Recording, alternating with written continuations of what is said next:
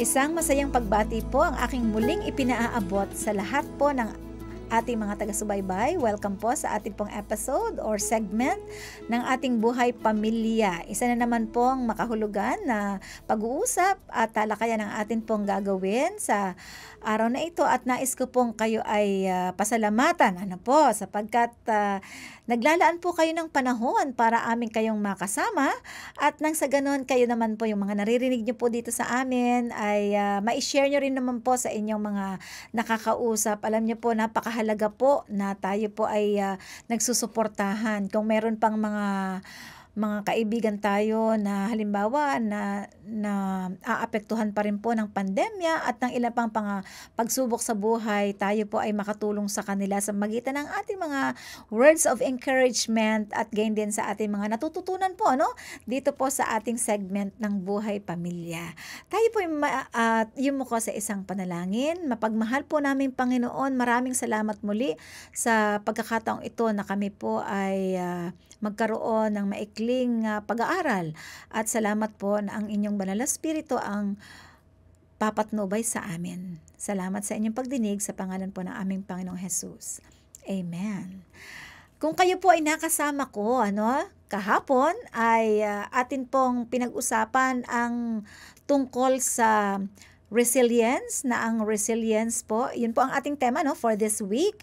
Ito po ay tumutukoy sa yung ating kakayahan na tayo ay makabawi at mapangasiwaan natin ang mga sitwasyon sa buhay natin ng sa isang positibo na paraan, or sa mga positibong pamamaraan.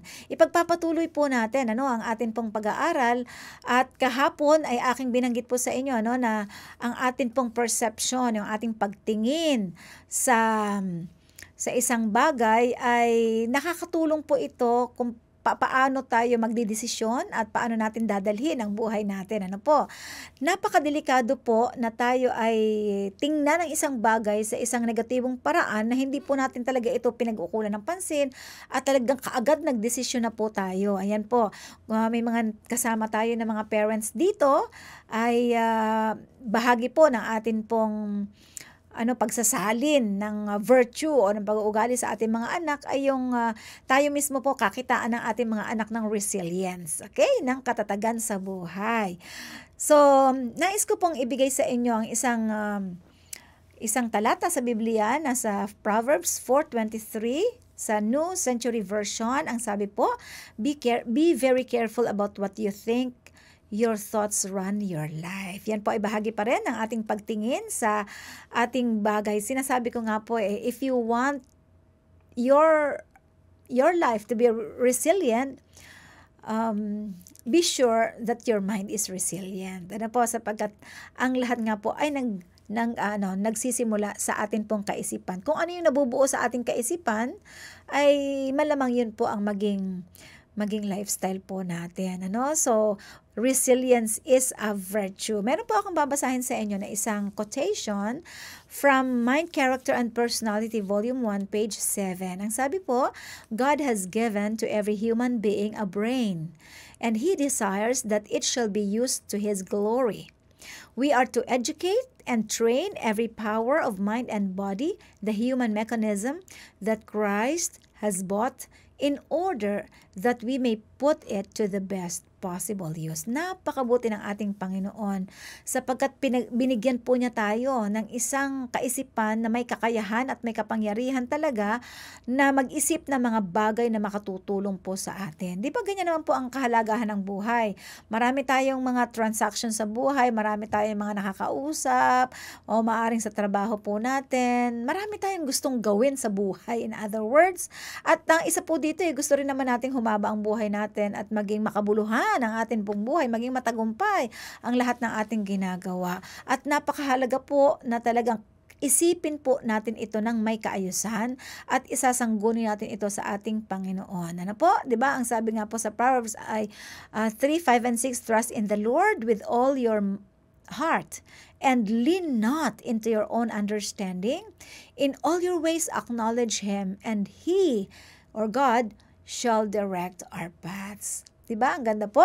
So, kung gusto nating maging matatag ang buhay natin at maging pag-uugali natin ang pagiging matatag, isipin natin ang mga bagay na ito na makapagbibigay po sa atin at makatutulong sa yung whole system ng buhay natin ay maging maayos. Okay, so balikan po natin yung definition ng resilience. Ang resilience po, ang sabi dito ay an ability to recover from or adjust easily to misfortune or change. So nabanggit ko na po yan kanina na kapag may kakayahan tayo na tayo po ay makabawi o kaya ay makabangon sa atin pong mga kabiguan, ayan po yung resilience. Ano po? At ang resilience, hindi po yan kaagad na pagkaanak natin o kaya ay kung matatag ang ating magulang, automatic magiging matatag na po tayo.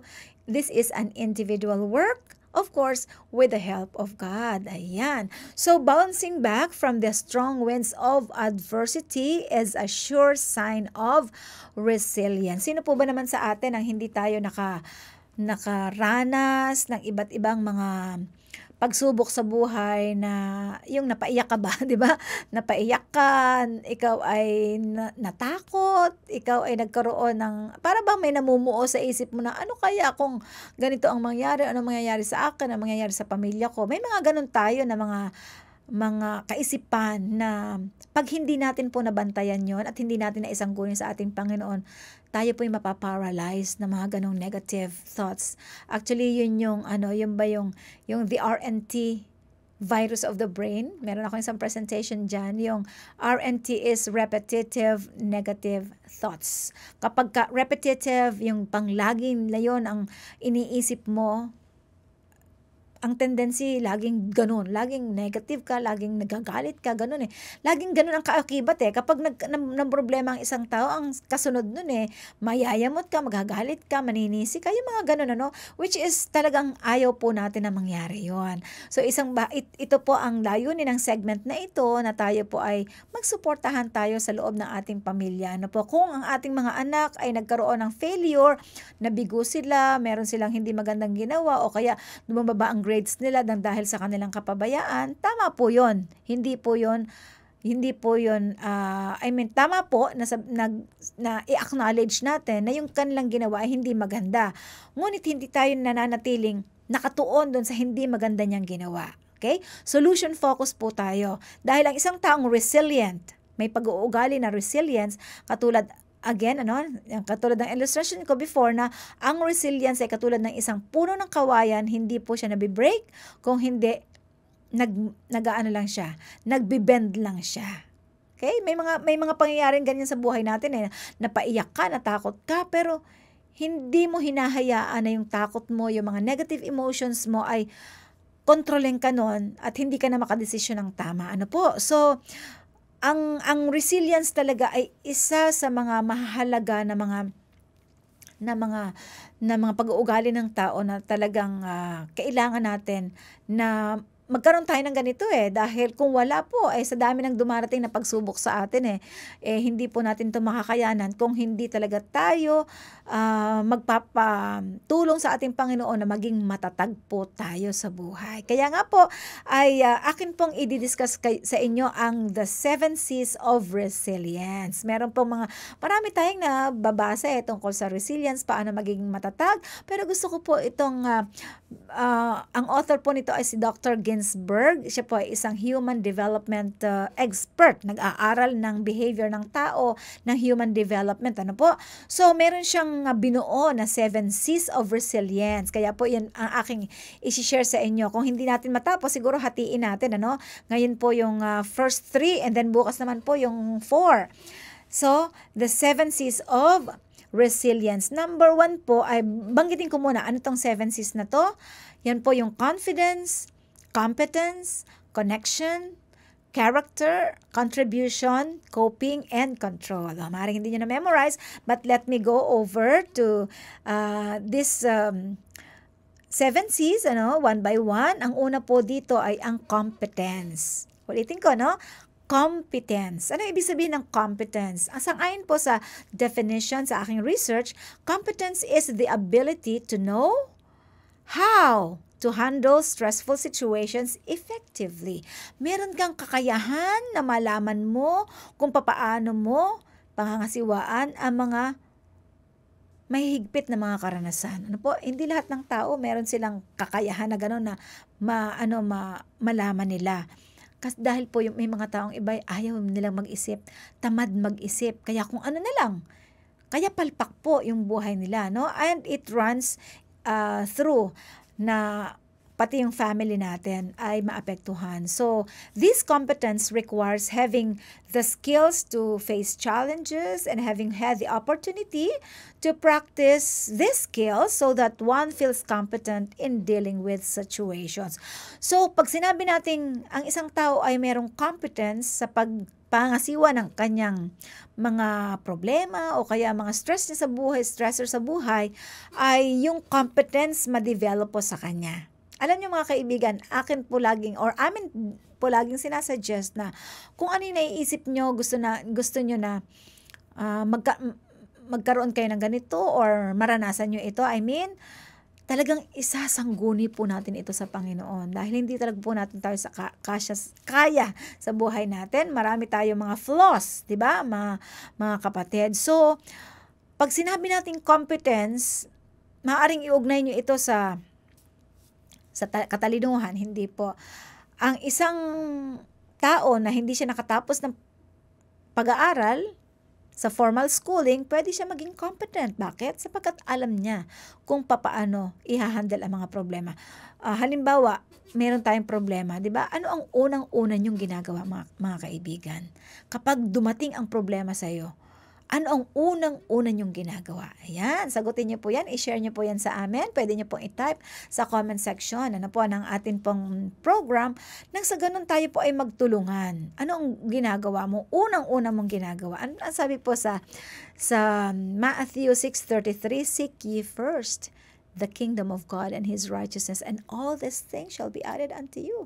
Unahin mo nating talagang ito ay ipagkaloob sa Panginoon. Nang sa ganun, magkaroon tayo ng abilidad, kakayahan na ma-handle natin ang mga sitwasyon. Ayan, so kailangan natin yan. And of course, with the support of our spiritual friends. Kung meron po kayo mga friends na pwede makatulong sa inyo and resource materials, meron kayong mga gandang books na pwede nyong basahin. Nang sa ganun ay magkaroon kayo ng knowledge kung paano. Ako po talagang malimit akong magbasa. Pag may naisip akong gawin, unang-una pinapanalangin ko yan sa Panginoon, for His impression. And then, sabi ko, Lord, please, dalhin niyo po ako sa mga resources na pwede kong magamit para ito ay makatulong sa akin. So, competence is very, very important. Ayan. So, pangalawa po ay yung confidence. Pag sinabi natin confidence, this is the belief in one's own abilities na ibinigay po sa atin ng ating Panginoon. Okay? Uulitin ko, this is the belief in one's own abilities gifted to us by God. Diba? Ang Panginoon ang nagbigay sa atin ng lahat ng mga talento na meron tayo, mga kakayahan natin, maniwala tayo doon sa pinagkaloob ng ating Panginoon, ang kinin talaga natin yon. Let us own it. Let us claim that we can do it by the grace of God. You are confident enough. Yan ang resilient. Ang isang resilient na tao, competent siya, kaya niyang dalhin ang problema, at meron siyang paniniwala at may pananampalataya siya sa Panginoon na magagawa niya ito sa tulong ng kanyang kapangyarihan. And number 3, bago tayo magtapos, gusto ko pong ipakita sa inyo yung kahalagahan ng connection. Okay, una po ay competence. Sunod po ay, yung sunod? Ay confidence. At ang ngayon naman po ay, connection. Madali na maintindihan. Connection is fostering a sense of belonging and strengthening one's ties by being a good friend, a caring family member, and an important community member. Ayan po, mga kaibigan, talagang ang ganda-ganda na meron tayo mga ganitong kaalaman. Ayan, so competence, confidence, and connection. Para maging resilient ka, kailangan mo na ibang tao din na mga strong person din na tutulong sa iyo, Kaya po tayo ay and I also suggest na makisama tayo dun sa mga taong talagang makaka-impluwensya sa atin din ng mabuti.